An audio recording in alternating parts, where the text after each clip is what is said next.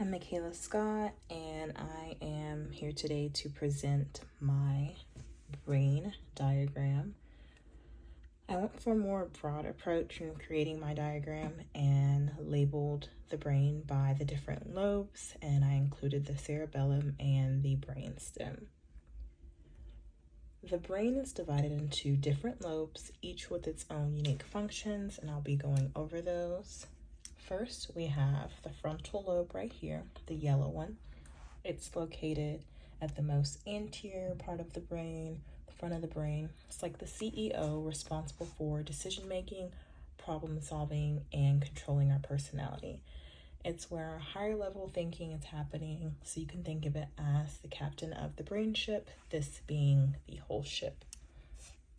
Moving on, we have the second lobe, which is the parietal lobe, the pink one right here. It's located at the top and back of the brain. This lobe is all about processing sensory information like touch, temperature, and spatial awareness. It helps us understand the world around us and navigate through it. You can think of it as the brain's own GPS system.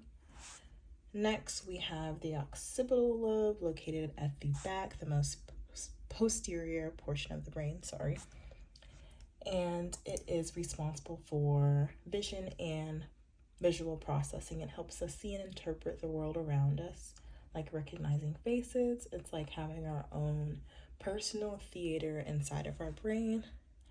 Again, that was the occipital lobe.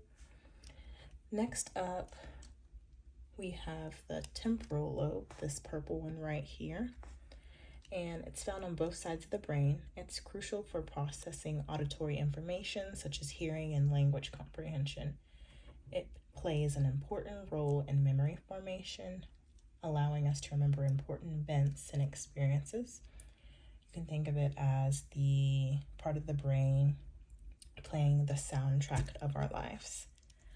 I'm trying to give examples of each lobe so you can remember what its main function is. I hope I am helping. Let's talk about the brainstem and cerebellum. So we can start off with the cerebellum. It's located at the back of the brain and responsible for coordination, balance, and fine motor skills. It helps us perform precise movements like playing an instrument or something simple as typing on a keyboard. You can think of it as the brain's choreographer, ensuring we move with precision and grace. So on the other hand, over here we have the brainstem. And the brainstem is like the bridge connecting the brain to the rest of the body. It controls vital functions such as breathing, heart rate, and digestion. It's the brain's way of saying, hey, let's keep everything running smoothly to your body. So again, we have the frontal lobe, parietal lobe, occipital, temporal, the cerebellum, and the brainstem. Thank you guys.